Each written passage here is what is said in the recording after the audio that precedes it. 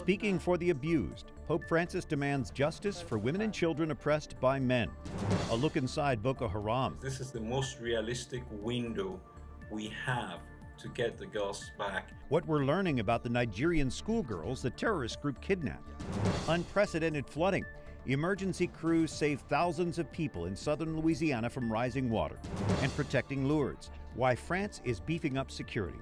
Those stories and more on EWTN News Nightly for Monday, the Solemnity of the Assumption of the Blessed Virgin Mary, August 15th, 2016.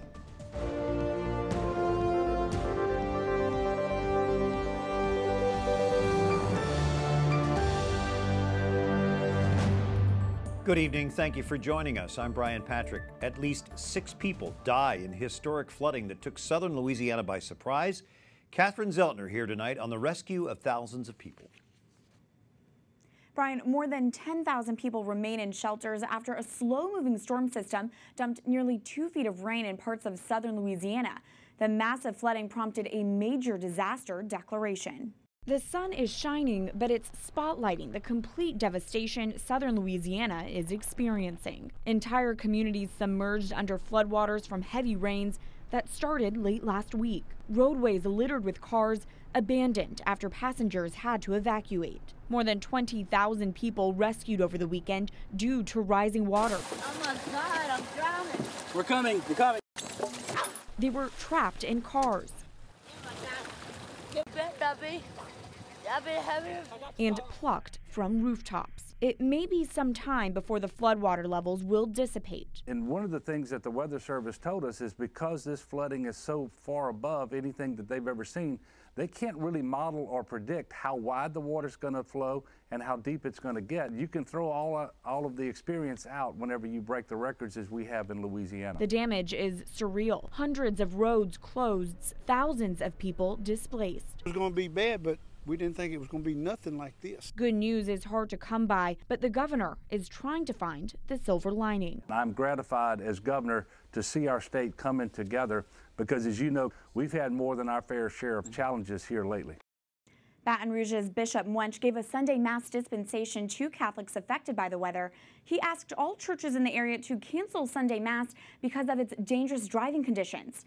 Weather forecasters say there's a chance of more rain all week, but it will have little effect on the flooding situation. Brian. Catherine Zeltner, thank you. Milwaukee's mayor and police chief blame outsiders for fueling 2 nights of rioting. This happened over the weekend in the neighborhood where a black police officer fatally shot a black suspect. Sylville Smith's death on Saturday sparked an already tense situation in the Sherman Park neighborhood. Rioters burned and looted businesses. A second shooting injured an 18-year-old. At least 3 Milwaukee officers and 4 sheriff's deputies were injured. New York City police investigate the weekend killing of an imam and his associate outside a Queens mosque. They say they're questioning one man but not calling him a suspect at this point. The victims were shot in the back of the head while leaving afternoon prayers in their traditional religious attire Saturday. Police say surveillance video shows a car leaving the scene. The motive for the killings is still unclear tonight. A Muslim advocacy group is offering a $10,000 reward for information leading to the killer's arrest. Other stories our EWTN News Nightly team is covering in today's world. A new video claims to show some of the Nigerian girls kidnapped more than 2 years ago by Boko Haram. Parents of one of the girls say it's the first proof they have their daughter is alive. Jason Calvi is here to share their story tonight. Brian, one of the people working on this case for years says now is the best chance they've had to get the girls back. It was April 2014 when Boko Haram ransacked a school in Nigeria, kidnapping 276 girls. Since then, we've wondered, prayed, joined the calls, bring back our girls. Today, we know some of the 218 still missing are alive. Wearing Muslim garb, this kidnapped girl urges her parents and people to rescue them. She says many of the kidnapped girls have died from military airstrikes and 40 have married fighters. She adds that they and their babies are suffering. This is the first Esther Yagubu has seen her daughter Dorcas, the girl speaking. The mom criticizes the Nigerian government today. They have not even done anything. So not something of satisfaction haven't even arisen because they have not done anything. The Nigerian military has freed thousands of Boko Haram captives, but none of the Chibok girls. Dozens of them escaped. Emmanuel Ogebe has brought some of them to the United States to continue their education. He just met today with the parents of the girls shown speaking in the video. We've tried to encourage them that the upside is their daughter is alive, and that's the biggest takeaway in all of this. But the message that the daughter gave in their own language directly to her mom is really a troubling one. When she says, you know, it's terrible out here. In the new video, this militant warns if jailed Boko Haram fighters aren't freed, then the parents will never find their girls again. Ogebe says that trade should be easy for Nigeria's government. It's a slam dunk in their opinion. I mean, let this villains, you know, go back to the evil forest where they belong, and let the innocent girls come back to their loving families. So it's really a no-brainer. But Nigerian officials seem wary, noting that previous negotiations with Boko Haram have failed. But the dad of the girl in the video says the chance for a deal is good news. I'm really very, very happy about that. But who would the Nigerians negotiate with? A leadership battle is raging inside Boko Haram, a group that pledged allegiance to ISIS. ISIS has appointed their own leader for the Nigerian group, but associates of the former head shared this new video with a Nigerian journalist. I'm told it's sending the message that the former leader holds the girls and still has the power to make this trade. Brian? Thank you, Jason Calvi. Pope Francis urges us to be aware of the plight of women who he calls slaves of the arrogance of the powerful. He also prays for children forced to do inhumane work. The Holy Father, speaking at his Angelus address for the Solemnity of the Assumption today, prays that women who suffer violence at the hands of men will find justice and freedom from humiliation. Just last week, the Pope visited women in a Rome safe house, finally freed after being forced into prostitution by human traffickers. The Pope also condemns what he calls the shameful silence about long-running conflicts in Congo and other countries.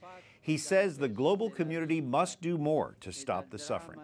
Security was very heavy in Lourdes today as pilgrims descend on the shrine to celebrate the Feast of the Assumption. Armed soldiers and police patrolled the train station, the town center, even the sanctuary at Lourdes. Police funneled visitors through only 3 access points, checking all bags. Crowds began gathering before dawn Monday for masses celebrated in several languages. The pilgrims took the extra security in stride. No, I don't really think about it. It's a good thing they're there, but it doesn't make any difference to me. I don't feel less safe than I used to before. There has been tightened security throughout France following several recent terror attacks. An elderly priest was killed while celebrating morning mass just last month. The Iraqi army says it's recaptured several villages from ISIS militants near Mosul. People who live in the small towns are now free for the first time in 2 years. Iraqi and Kurdish forces are moving to surround Mosul before launching an attempt to retake the city itself. The UN Refugee Agency says that fighting has displaced more than 100,000 people. Well, most ISIS recruits know little about the Islamic faith, that according to an Associated Press review of leaked ISIS documents. Analysts say ISIS depends on the ignorance of its recruits to impose its own interpretation of Islam.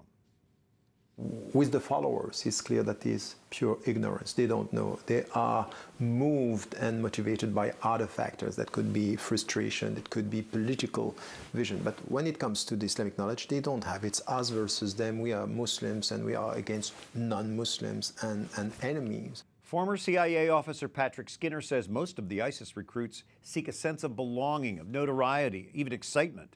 He says religion is an afterthought. Turning to politics, Donald Trump unveils his plan in Ohio to fight radical Islamic terrorism. He says any nation sharing the same goal will be our ally in the war on terror. We cannot let this evil continue, nor can we let the hateful ideology of radical Islam, its oppression of women, gays, children, and non-believers be allowed to reside or spread within our own countries. Trump is calling for what he calls extreme vetting, saying we should only admit into this country those who share our values and respect our people. Hillary Clinton calls out Donald Trump's campaign manager for questionable financial ties with Russia. The New York Times reports Paul Manafort was paid more than $12 million in consulting fees by the former president of Ukraine and his pro-Russia political party. Manafort calls the report unfounded, silly, and nonsensical. Hillary Clinton challenges Donald Trump to release his tax returns. She claims his tax plan would benefit his businesses and cripple the U.S. economy. But, you know, sometimes he says he won't tell anyone what he'll do because he wants to keep his plan, quote, secret. And then it turns out the secret is he has no plan. Clinton campaigned today with Vice President Joe Biden in Scranton, Pennsylvania. Biden says Trump doesn't care about the middle class. He doesn't even understand it. The Satanic Temple of Seattle seeks permission from a Washington school district to start an after-school program. One report claims it's a direct response to the Good News Bible Club Christian group. Jordan Lawrence is senior counsel for Alliance Defending Freedom. Now, you say these clubs don't worship Satan. What is their purpose then? They're basically atheist groups, and this is a mislabeling that they say to basically confuse parents, scare them into canceling all after-school clubs to eliminate the Christian ones. So this is designed to threaten these Christian groups that are meeting there. Right. There's going to be no drinking of goat's blood or biting off of bat heads. What they're going to be teaching the kids is that science answers all questions. They don't even believe in God. They don't believe in Satan. There's going to be no Satan worshiping going on in these groups. Jordan, do you see this as a trend, and what should parents know to put their children on notice? Well, to be discerning parents, they have to see this is not about worshiping Satan. This is about driving out the true Christian groups. And so what they want to do is calm down school officials and other parents, not to get frightened by this and shut everything down, but to allow freedom of speech to happen. The Supreme Court ruled on the Good News Club 15 years ago. Explain that ruling and why you think it's a good ruling for everyone. Well, that's a case that I worked on. It basically says that if there's private groups meeting in a government space, the government can't select some because of what they talked about. That's basically what Paul did in the book of Acts. He went into a marketplace of ideas, expounded on the Christian faith, and won over all the idol worshipers and other people that believed in wrong beliefs at that time. And that's what we should be for as well. As we look at this effort to create these Satan clubs or water down the Christian clubs, are the students doing this, or are these adults, groups of adults behind them pushing this? Well, these are the adults who are atheists, and they're mislabeling their groups. I mean, Satan can, charge them with trademark infringement. What I think what parents need to do is to go to their parishes and equip the students so if somebody says, I don't believe in God, or I believe in Satan, that they have right answers to that to defend their faith. Do people who believe in Satan believe in God? Well, the Bible says that they do, that the demons believe and tremble. Yeah. I don't know if these ones do, but I think that we have to have that faith that overpowers, just like Paul and the other in the early church did. Do you see this threatening the Christian way of life well into the future? I think so. We always want to go for a legal standard where the government cannot censor people, but have to allow us and everyone else to participate in the marketplace of ideas. If that's the rules of the game, the Christian faith will always prevail over time in that kind of environment. From the Alliance Defending Freedom, Jordan Lawrence, thanks for being with us. Thank you. Coming up, rallying around an athlete's father, what people are doing so he could see his son compete in the Olympics. And we remember the launch of EWTN 35 years ago today.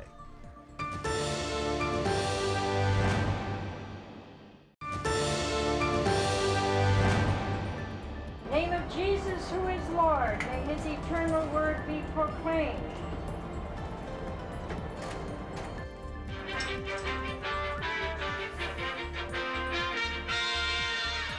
Eternal Word Television Network, built for you.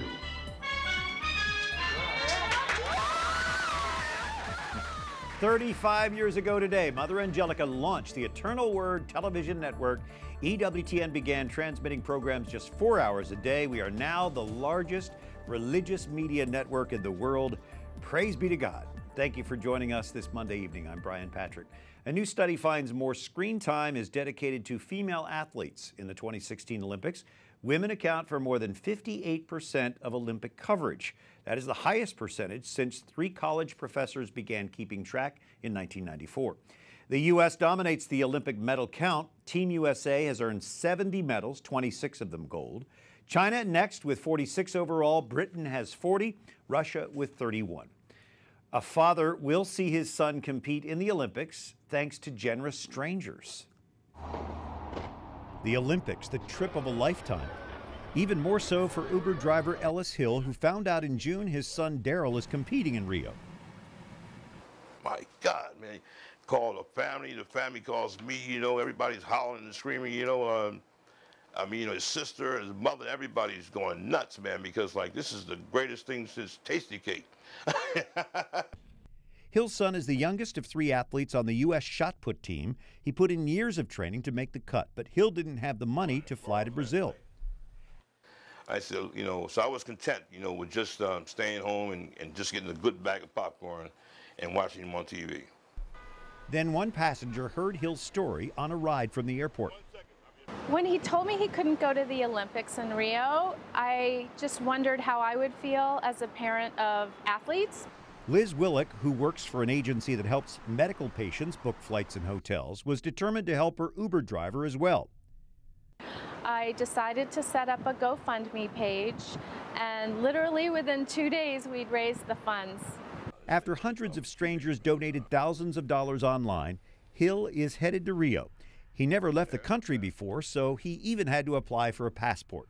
But with tickets and hotels booked, Hill is eager to watch his son compete on the world stage. And you know, a lot of Americans are getting gold. You know, like, and I hope he's one of them. You're an Olympic dad. Even after the Olympics, Hill and Willick say they plan to stay in touch. I'm sure we'll be friends for life now. I'm so grateful that, you know, that I met you. You know. What a great story. Hill leaves for Rio today. His son celebrates his 23rd birthday Wednesday, then competes on Thursday. A banner week for that family. Today begins a 54-day novena for our nation. The prayer initiative, endorsed by Cardinal Raymond Burke, will focus on faith and freedom in the U.S. It concludes with a rosary rally here in Washington, D.C., October 7th, the Feast of Our Lady of the Holy Rosary. Dr. Matthew Bunson is a historian, theologian, EWTN senior contributor. So a novena is usually 9 days. Why 54? Well, the 54-day novena actually dates back to 1884 in Italy and is connected to Our Lady of Pompeii, or Our Lady of the Rosary. Mm-hmm. Think of it more as a series of novenas rather than just one long 54-day novena. So think of it, for example, as 2 27-day blocks of 3 novenas each. And you celebrate for 27 days in prayer to the Blessed Mother through the Rosary, and then you give Thanksgiving for 27 days. All of it, of course, is intended to focus our lives, our hearts, and our souls on the life of our Lord. How significant is the endorsement of Cardinal Burke? It's very significant. He is the spiritual leader of the group that's trying to organize this out of Wisconsin. He's somebody who very much has his pulse, I think, on the culture. And he is deeply concerned about the cultural, spiritual, and political crisis that we have today. But like great reformers, he has a solution. He wants us to undertake this novena for the good of the country. Was it his idea, or where did it originate from? Yeah, it originated with a group of concerned Catholics who were looking at the state of the country and decided that we needed to do something about it. And historically, that's where this becomes even much more interesting. Historically, there is precedent for using novenas like this to save a country. So we're in need of saving.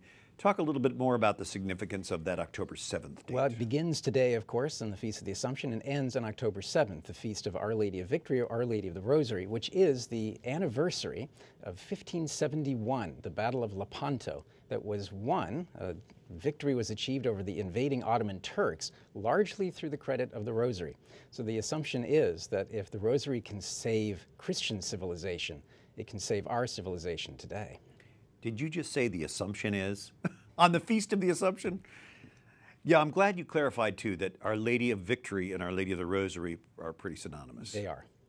So we begin this novena today. It ends on the Feast of Our Lady of the Rosary. And Dr. Matthew Bunson, we appreciate your historical perspective. We'll have more to talk about on the 7th. All right. Thanks, Matthew.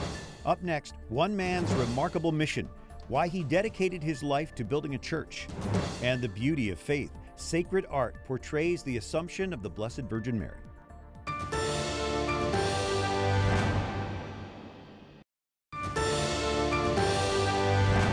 On this Feast of the Assumption 2016, we celebrate 35 years since the launch of EWTN. Our foundress, Mother Angelica, prayed to God that day, saying, "May your Son, the eternal Word, be glorified through this great work of your hands. Bless all the programs that will issue forth from its facilities, just as your Word issues forth from you, Lord Father. May that same Word touch each heart that listens to this network and watches." Thanks for joining us. I'm Brian Patrick. We appreciate you. America has a new national shrine. Bishop David Ricken from the Diocese of Green Bay made the announcement today. The Shrine of Our Lady of Good Help in Champion, Wisconsin, now designated a national shrine by the United States Conference of Catholic Bishops. It marks the place where Mary appeared to Adele Bryce in 1859, prompting her to dedicate her life to teaching the faith to children. Imagine trying to build an entire church virtually by yourself. Justo Gallego Martinez has spent decades building a church outside Madrid, Spain. He was in his mid-30s when he began the project in 1861. Don Justo, as he's known, is now 91, and his still unfinished work draws a lot of visitors. He's the architect, the project manager, the bricklayer, the sculptor, and the artist, all with no formal training. He recycles materials like empty oil drums, scrap metal, broken glass, and bricks. He says he has bequeathed the building to the local diocese. However, the project is not sanctioned by the church.